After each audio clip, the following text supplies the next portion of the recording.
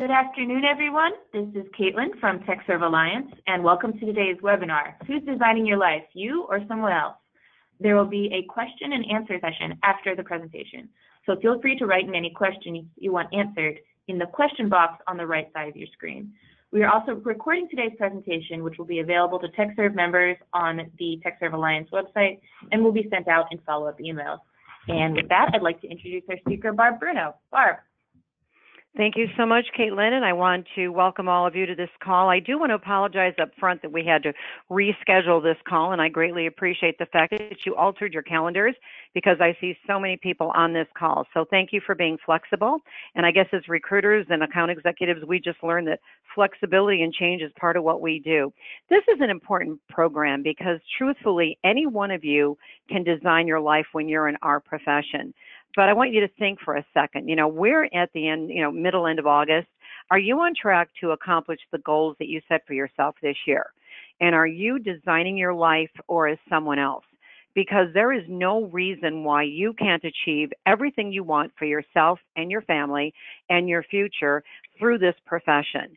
You write your own paycheck. You're the one that, basically chooses the candidates you're going to represent. You choose the clients you're going to represent, and again, the only thing I always want to caution people on when they look from the outside, this isn't an easy profession. We have people on both sides, which makes it a challenge at times. But the beautiful part about what we do is there are no limits to what you can achieve. But how do you go from average to great or great to amazing? Why do some people earn six figures and earn very high six-figure incomes and other people are struggling to just produce that much? A personal business plan is critical to your success, but first it may be necessary for you to increase your financial thermostat that was probably set by your parents, your teachers, your mentors, your coaches. It's interesting. People have a big impact on us when we're young, and it's very easy to become comfortable at a certain level of income. You may want more in your life, but it's just as important to expect more in your life and be willing to implement the necessary changes. I meet people all the time that say, I wish I had this, I wish I had that, I wish I had this. And my first question is always, well, what are you doing different to make it happen? What is your plan to make that happen? And they always look at me with this real surprised look. And I've just done 6 or 7 in-house training sessions back to back. And I always start out with, what are the goals for the year? Where are you year to date? What are you going to do to achieve those goals? Because if you don't achieve them, you don't hit the goals because your boss or your manager want you to. Hit your goals because you want the lifestyle that you truly deserve to live. If you want to attain, what you need to do is you need to write down things in a business plan, and you must do the following. So write down what you're going to earn this year. And then to hit your income goal, you divide it by 12 months. You count the working days in each month. If you don't know how many working days there are in every month of the year, then you're not really monitoring yourself by numbers. Some months have 20 days, some have 21. We have 2 this year that have 23 working days. You've got to know how many working days are in every month if you're really going to monitor, your ratios, your statistics to hit your income goals. And then you've got to figure out the 20% of what you're doing that provides you with 80% of your results and focus most of your efforts on that 20%. Every one of you is great at certain things, and you might be sitting in an office right now with coworkers who have the same job title. Maybe you're sitting in an office with a group of recruiters, or you're sitting in an office with a group of account executives or account managers. Every one of you, even though you have the same title, you have different skill sets. You have different personalities. You've got different experience that you're bringing to the job. You all have different levels of sales ability, or how good are you at negotiating. Some of you might be a great negotiator, where other ones, others, maybe some of you just want to back off when you get in a negotiation issue. Some of you might be great problem solvers, great listeners. And that's something we all have to improve. We all have to really improve our listening skills. But what is the 20% of your talents that provides you with 80% of your results? This is extremely important that when you get off this phone, even if you're sitting there with a group, that you determine, what are you best at? What do you do that ends up in production? because we do a whole lot of things that don't make us any money.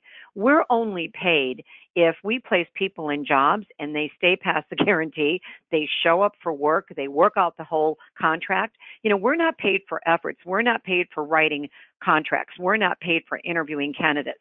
We're not paid for checking references. We're paid once we place somebody in a job. So what is the 20% of what you're doing that results in somebody saying yes to a job offer? The other thing, if you really want to change your life and you want to design a life that really is sometimes a life that you lay in bed and dream about, you got to change the people that you hang around with most. I was told this by a wealth coach probably 15 years ago. And he said, Barbara, who do you hang around with most? I want you to change the 5 people you hang around with most. And so I instantly said, well, it's my family. It's my husband, my kids, my grandkids. That's who I hang around with most. He goes, no, I'm talking about friends. I want you to think about your 5 best friends right now. And do these people earn more than you or earn less than you? And if you had to, identify them, do you learn from them or do they learn from you? Because the fastest way to really elevate your success and elevate your life is to find 5 people that are incredibly successful. And they don't have to be successful in our profession. It could be, who is the most successful real estate person you know? I have a nephew who just entered real estate 2 years ago. And last year, he sold 52 houses in his first year in the business. And I was like, you did what? And he said, well, yeah, I sold 52 houses. He also flipped 7 properties. And that's his second year in real estate. Now, I know people that have been in real estate for decades that haven't done that. I know brand new people that go in our profession and outproduce the top producers their second year in the business because they know how to call and who to call. So it's not based on your tenure, it's based on your skill set. But when you surround yourself, I absolutely sat him down, and he's in his early 30s, and I wanted to figure out what he was doing to sell so many houses. I couldn't believe he sold that many houses and flipped 7 properties his second year in the real estate business. To me, that was incredible. And I learned some things from him, and then of course he was quizzing me. Find people that are extremely successful and learn from them. They don't have to be older than you. They don't have to be in your profession, but who do you know that is just really successful out there?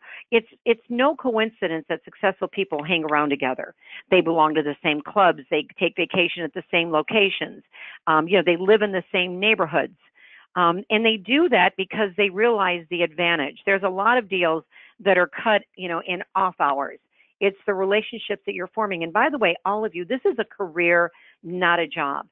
If you come in at 8 and you leave at 5 and you never think about this job until the next morning at 8, you can get good at this, but you'll never get great. This is a career, and it does take you networking and getting known for what you do and hanging around with really successful people. And a lot of this is done after hours. But if you change the 5 people you hang around with most and find people that are much more successful than you, your life will change because you'll automatically learn from them. And try to find an accountability partner, a coach or a mentor. Try to find somebody that holds you accountable. If you get an idea in this session, I want you to write down 3 ideas when we're done with this session. And I want you to implement 1 idea in the next 21 days, and then 1 idea 21 days after that, and the 3rd idea 21 days after that. Because showing up for these calls is step number 1. Implementing something you learned is a much more important step. And what would be great is if you just assigned accountability partners in your office. And what you do is you both say, what is the one thing you're trying to change in the next 21 days? And it has to be something that can be measured. It can't be, I'm going to be a better person, because how do you measure that? Or I'm going to have a better attitude. It's something that your accountability partner can mentor. Then 21 days from now, you both talk about what were the results you had as a result of you implementing that idea. So you've got somebody actually holding you accountable to implement a new idea, because it's great. So many people want to change, but they don't pay the price. And it's hard. Every one of you has a pattern at work. You probably arrived at the office pretty much the same time today. You either stopped for coffee on the way into work, or you made your coffee when you got to work, or your tea, or whatever you drink. And you either arrived at work and you've got your planner right in front of you and you know all your outgoing calls, or you don't. You're either hitting your goals for the month of August or you're not. You either know all the outgoing calls you're going to make today or you don't. It depends on what habits you formed. And again, you've got to figure out what's the most important thing for you to implement in the next 21 days that will have the biggest impact on your success. Because even if you're not on target, we're in the 8th month of the year. You still have 4 months, and the economy has never been better. It's very, very hard to find talent. I'm not discounting that, but that's when you should make the most money, because people need us more now than they've ever needed us since I can remember. And the beautiful part about the economy right now is contract is just as strong as direct. They're both very strong right now, and we rarely see this. And it's been this way for close to 2 years now. You've got to understand what areas need your attention most. Recruiting is a numbers game, and it's important that you always strive to lower your personal ratios. It was interesting because the last time I was at TechServe Alliance, the first thing when I'm in a conversation with anybody is, what are your ratios? What are your numbers? And it's interesting because so often I'll have people that are attending the TechServe conference look at me with kind of this blank look, and they go, well, do you want to know what our office produced? I go, no, what are your ratios? What are your personal ratios? What are your numbers? Because the beautiful thing about numbers is numbers don't lie. This is a sales profession. You can call us all different titles. You can call us, account managers. You can call us account executives. You can call us recruiters. And I love when recruiters say, well, I'm not in sales. Of course you're in sales. Recruiting is sales. You're selling opportunities to candidates. You're selling the candidate to the person who has the job order, to the clients. You're selling the opportunity, you're a candidate. I mean, no matter what job you have in a recruiting office, you're involved in sales. And that's why you have to know your numbers. You have to know your ratios.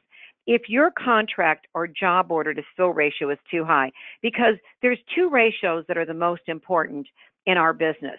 It's your contract to order to fill ratio. How much business do you write till something's filled? And how many people do you book on a first interview until somebody is hired? So it's your send out to placement or fill ratio, or your contract or order to fill ratio. So, what are your numbers?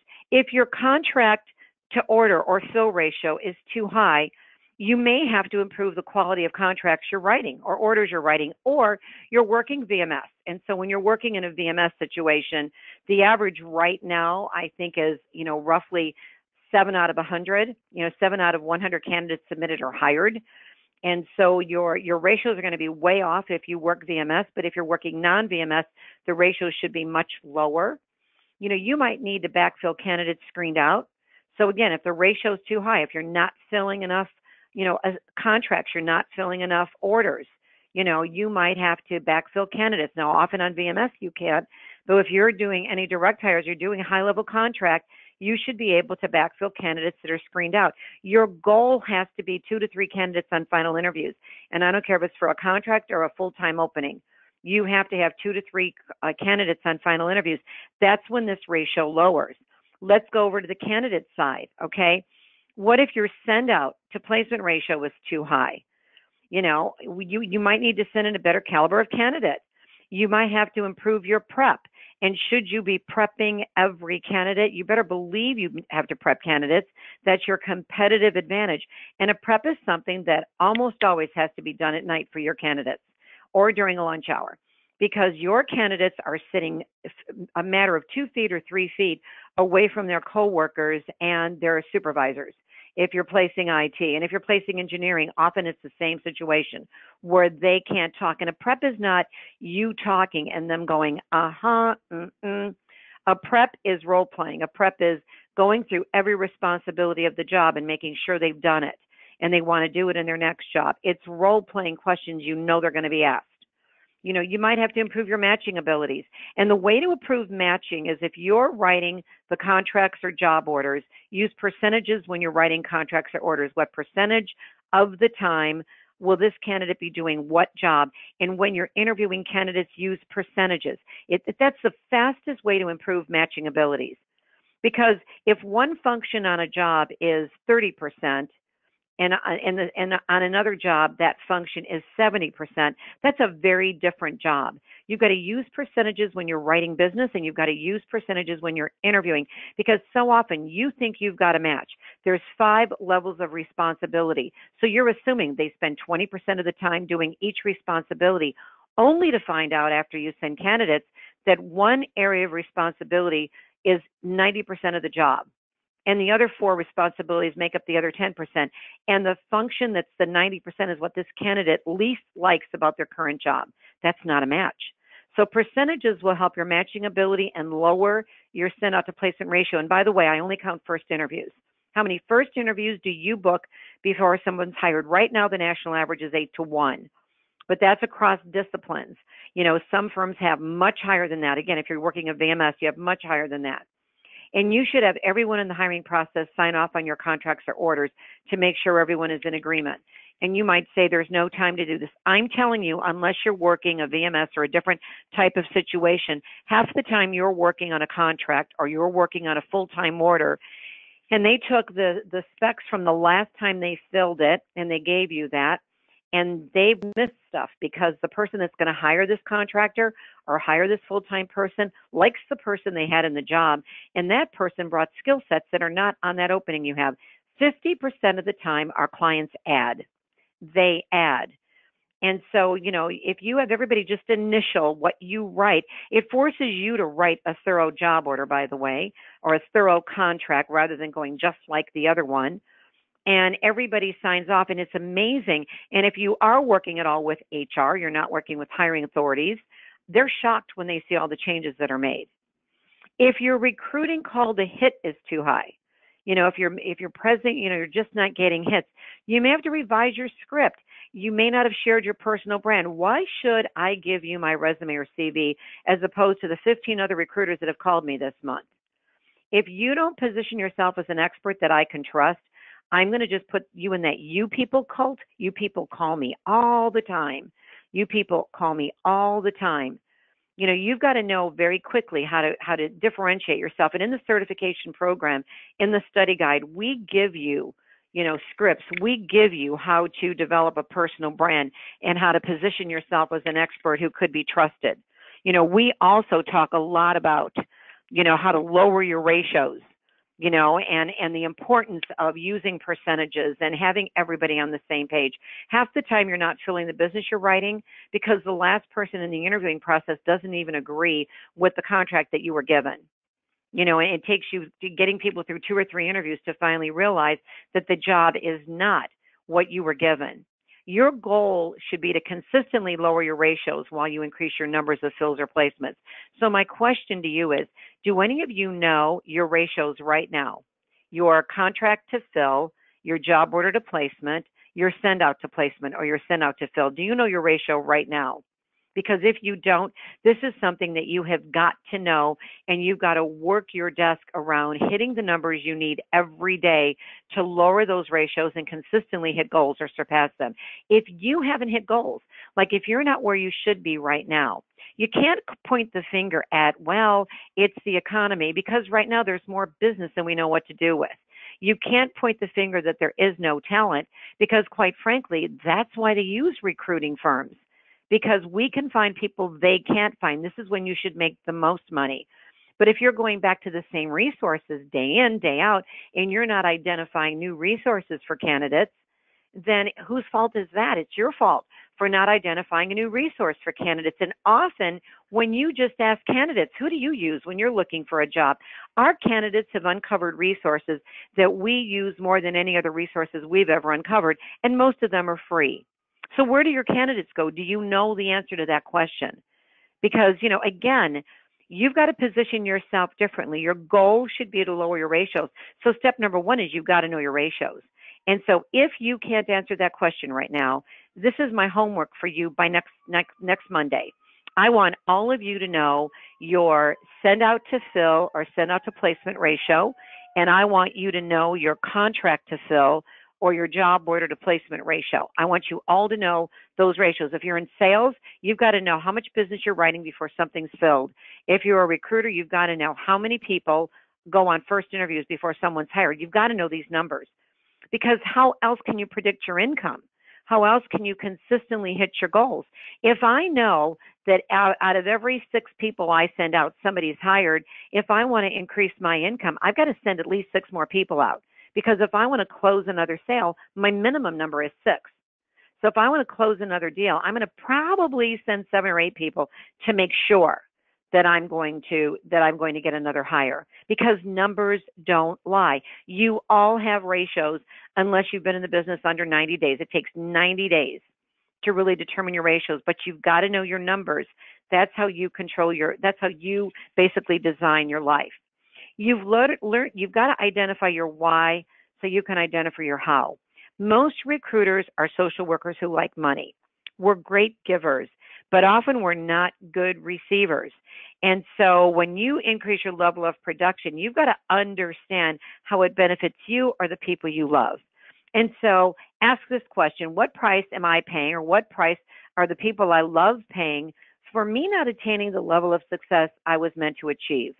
Have you ever gone to a TechServe conference and you see all these companies being honored and you see all these people being honored, or you're sitting at your desk and you're watching the top producer and you're going, God, they're so lucky, or they got the right accounts, or it's none of those things. Every person that is a top producer or a big biller in an office paid a price. Maybe you weren't there when they paid the price. I love when I interact with brand new people and they go, the experienced people, they're not on their phones all day. They're not making, half the calls that I'm expected to make. And you're right. When you're new, you should be making 5 times the calls that the experienced people are making to get half the results, because they know who to call and how to call. But your owner is never going to say to you, you know what, don't land any more accounts. We don't need any more. Don't recruit any more candidates. Don't improve your referral program. All of you should be getting 40% of your business from referrals. And if you're not, then you really have to think about why not. You should be getting 40% of your new clients and at least 40% of your candidates from referrals. We get over 80% of our candidates from referrals. But we have a very strong referral program, and everybody in my organization, from the receptionist on through our accounting people, are very aware of our referral program. And that, again, is something that we cover very, heavily in the certification study guide, is how do you really increase the number of referrals you get? And maybe that's something you have to work on. But again, you were all meant to be great. You didn't just fall into this profession. Maybe this wasn't the profession you originally targeted. There's a reason you're in this profession. There's a reason your owner hired you. They saw talent. They saw the ability to work with people. They saw something. And so now you've got to figure it out, and again, when you're thinking about, your why should I do more? Because there's a price. I actually had someone tell me, I just got back from doing in-house training for a company, and there was a woman that was making 6 figures, but she's earned the same amount of income for the last 5 years. And last year, her income actually went down. So the owner's a little worried. And this year, she's down from last year. And I went over to her and I said, you know who to call, you know how to call. What is the problem? And she said, I'm just tired of the effort it takes. And I know this business, but, I just don't want to learn new things. And I just don't see the point. I've got these clients that have kept me alive for the last 20 years. And I said, but have you lost them? And she said, well, that's part of the problem. I've lost some of my key accounts, but I really don't want to go out there and start looking for new business. Her income's going to go down every year. And when I finally showed her why that happened, she was like, oh my God, I just didn't want to pay the price, and I didn't want to have to go out there and start again. I go, you're not. You've got the knowledge. You've got the talent. It's just identify companies that look like your current clients and use your current clients to get referrals. And I'm proud to say that she embraced everything. And I actually got an email from her this morning telling me how revived she is and how she realizes that the ball's in her court. See, the ball is in all of your courts. Your owners have given you the opportunity to create whatever you want to create. They are never going to come to your desk and limit you, believe me. But you've got to be extremely specific on what would you buy, what would you do, where would you travel, what would you enjoy if you hit your objectives, if you hit your goals. You've got to write down 10 goals with 4 to 5 dated action items every year. The fact that we're already in August, my challenge to all of you would be to write 4 this year, and then in December, write 10 for next year.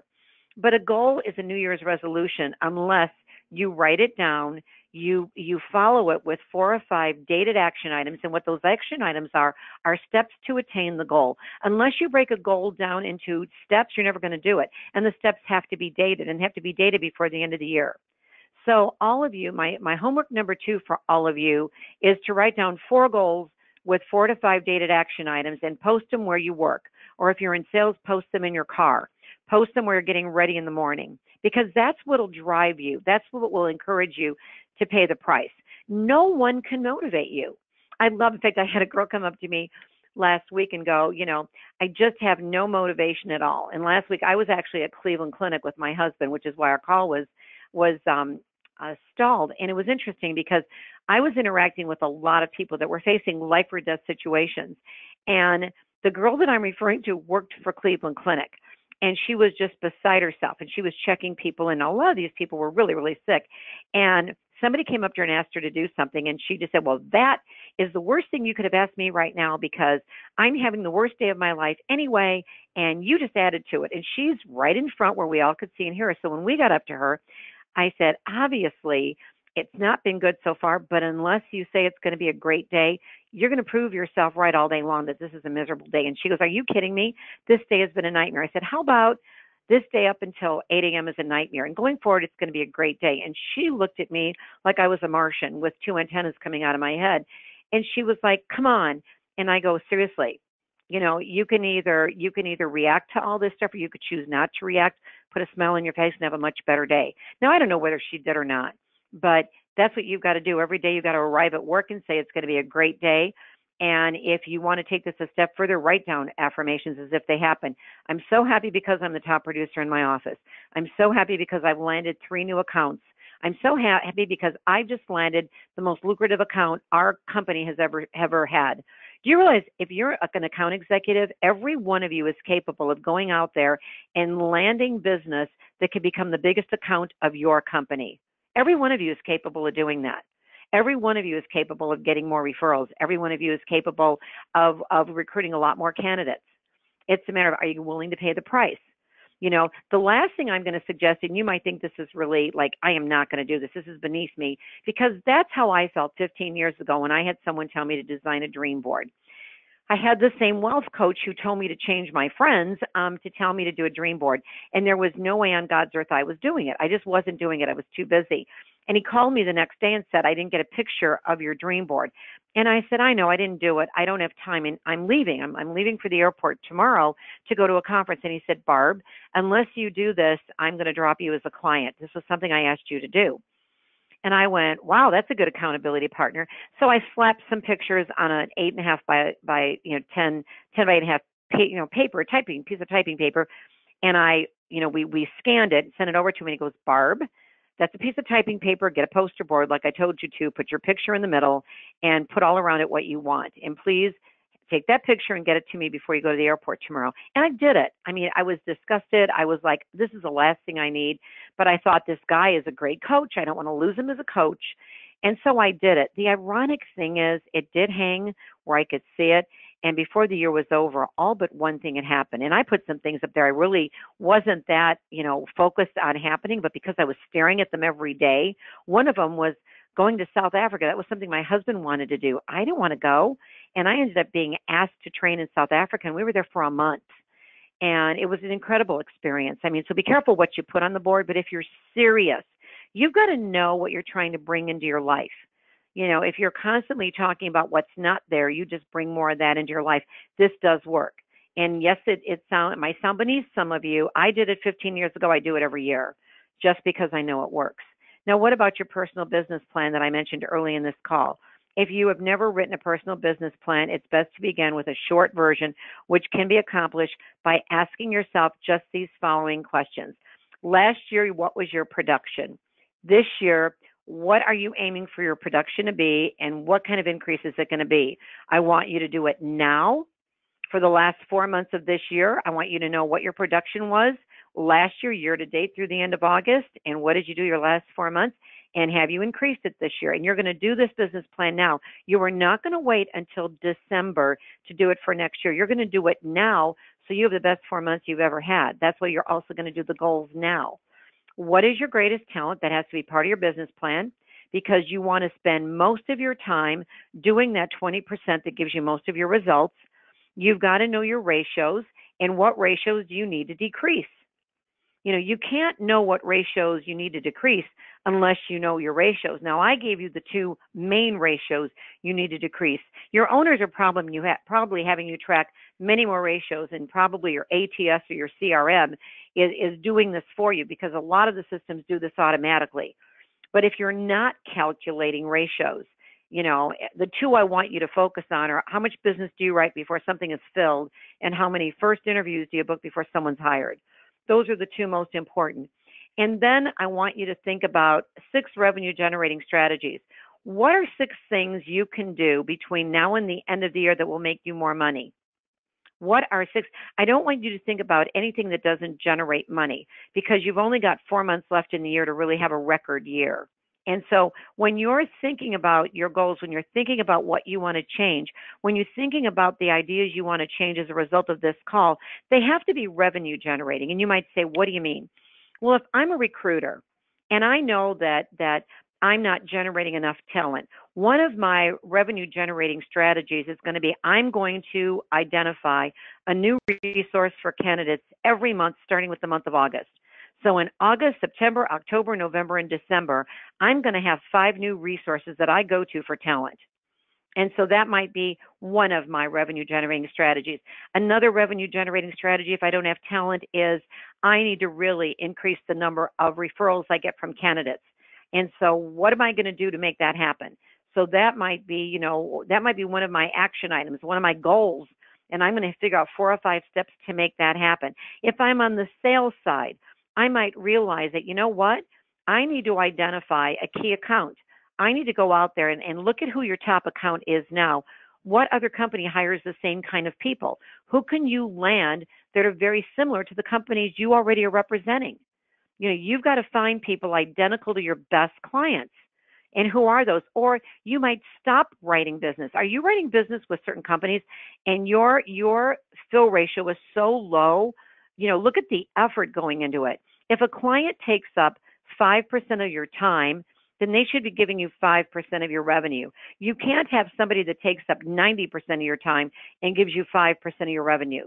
You've got to look at your clients, and how much time they take up should be in direct correlation to the percentage of revenue they generate for your company. Your owner is in business to make a profit. You're in business to create a lifestyle you deserve to live. You never want to settle. I love when I hear people going, oh my God, gas prices are going up again. What do we say in our profession? I got to make one more fill. We control our income. Your owner doesn't write your paycheck. You do. And you've got to know your personal brand and differentiator. This is the area that most of you fall short on. It's why should someone use you as opposed to your competition?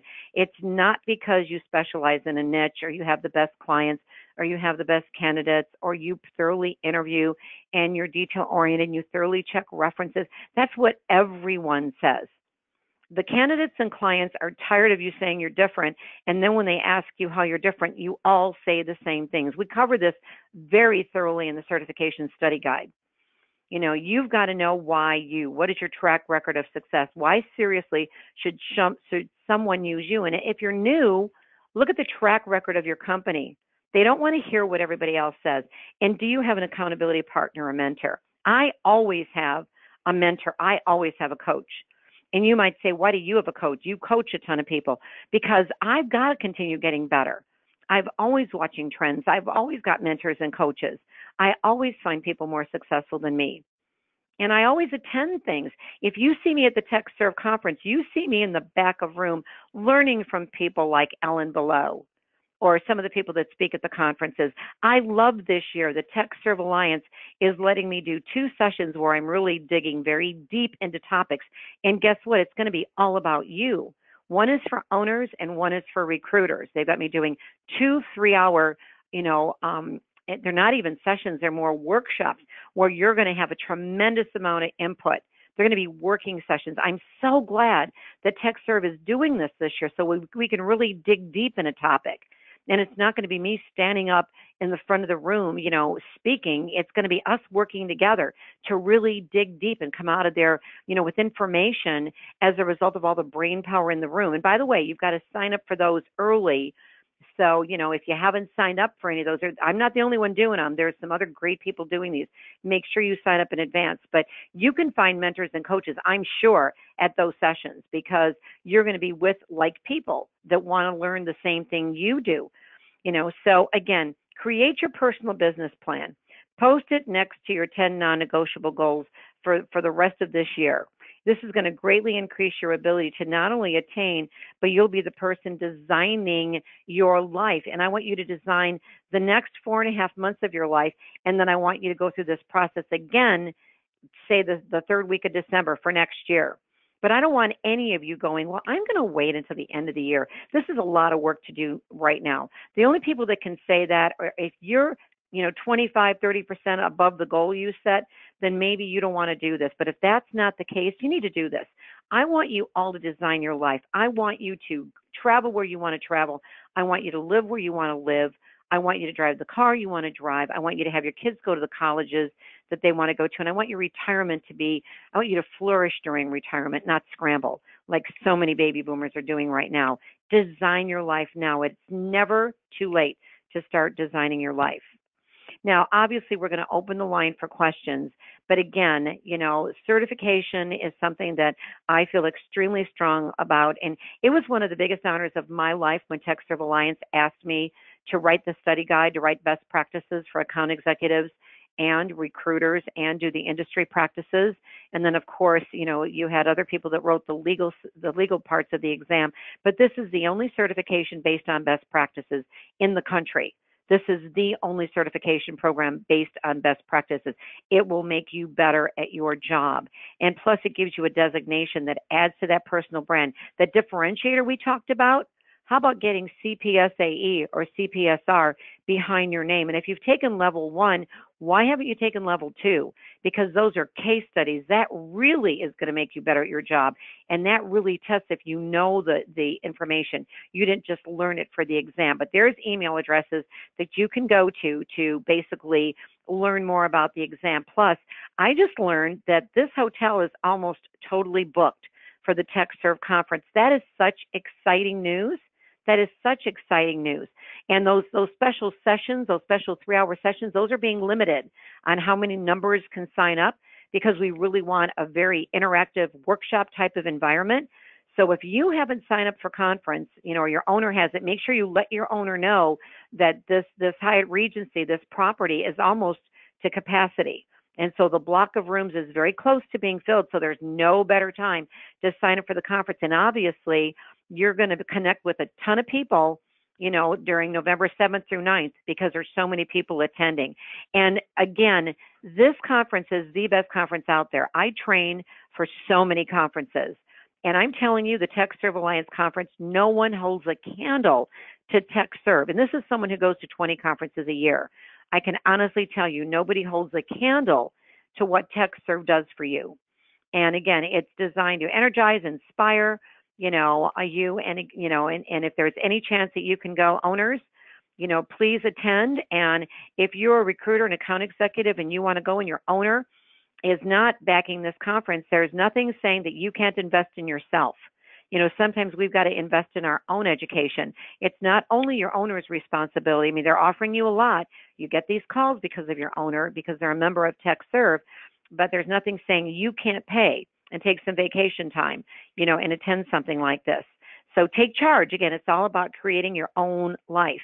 So what I want to do now is I want to open the lines for questions, because I always feel questions are the most important part of the call.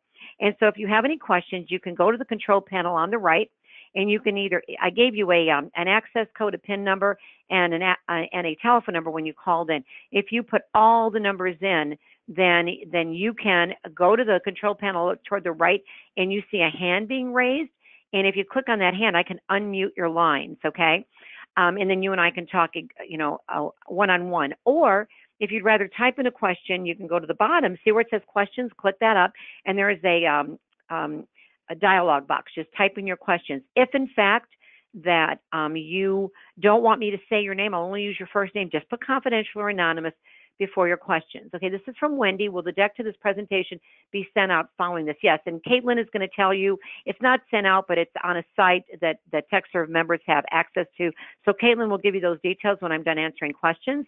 Okay, Patty wants to know, do you pay a referral fee for consultants you place? Yes, we do. And so, and again, you've got to look at your gross margin of profit.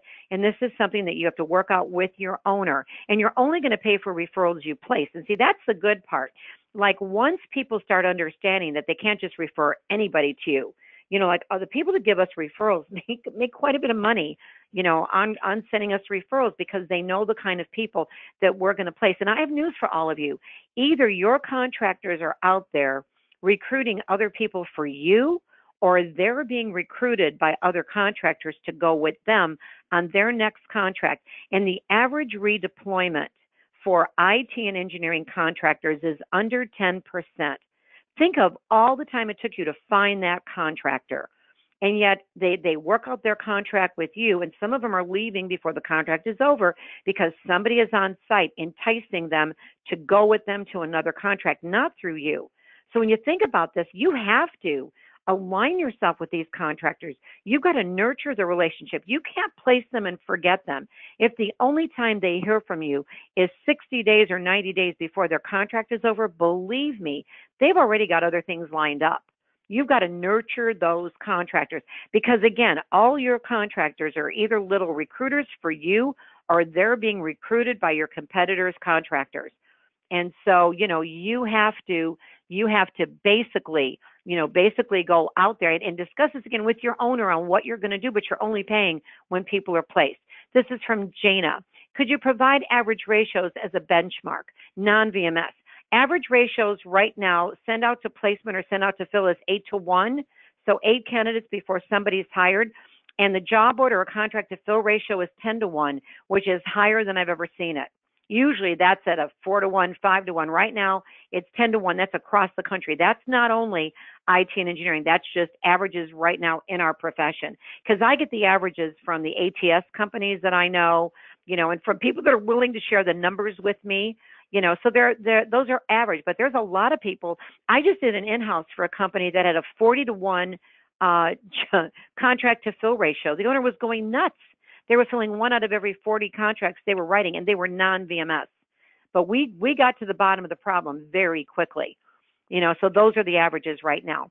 Let's see. This is from Sean. No question, but wanted to let Barb know the presentation was extremely helpful, and I'm confident I will improve my business because of it. Fantastic job.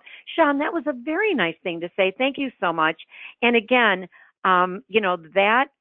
that really means a lot to me because I want to make sure I'm delivering training that helps you. Jana, does a 10-to-1 include VMS? No, the VMS is hard to track, okay? But at the last TechServe conference, I heard this number that if you have contact with the hiring authorities, you are placing roughly 14 people out of every 100 candidates that are submitted.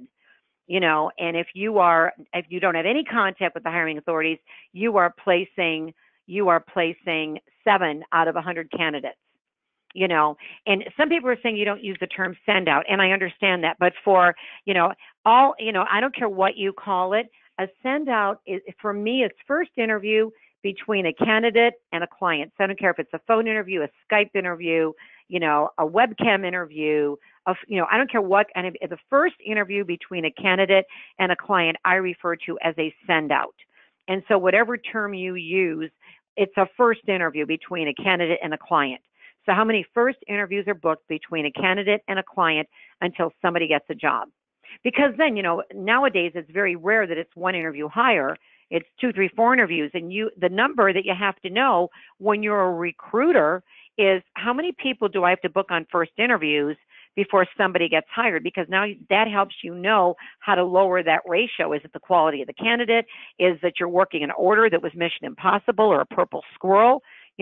I gave you the reasons earlier in this presentation why the 2 biggest ratios might be high and what you can do to improve those. So whatever you call a first interview, Patty, it's that ratio. It's first interview to fill. If you're doing contract, it's first interview to placement if you do direct. Okay, I'm getting a lot of thank yous, and I greatly appreciate all these remarks you're making. And all I can say to you is the biggest thank you can give me is if you're not certified, get certified, because that shows me that you're going to really get great at this profession and make a commitment and make a difference. Get those initials behind your name. And again, recruiters and account executives, if your owners are not paying for certification, that is nothing to prevent you from getting certified. You can sign up online. The numbers for TSA are in front of you. There's nothing preventing you. You can't say my owner doesn't back it. You got to invest in your own education sometimes. You know, and a lot of professions don't pay for people to get their certifications. And so don't let that stop you. And the second thing is implement some of these ideas. Implement some of these ideas so your owner sees a difference in you attending these calls. And I would love for you to send me a testimonial. I'm redoing my website. I'd love to include some of your testimonials on my website. What did you implement that I taught you that made a difference?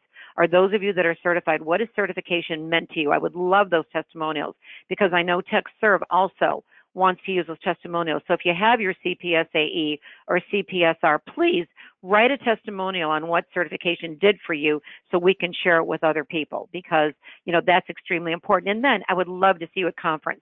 And I am doing sessions at conference, you know, but also I walk through that conference constantly. And if you have a question for me, if you have a specific scenario that you want to run by me, I'm at that conference to work.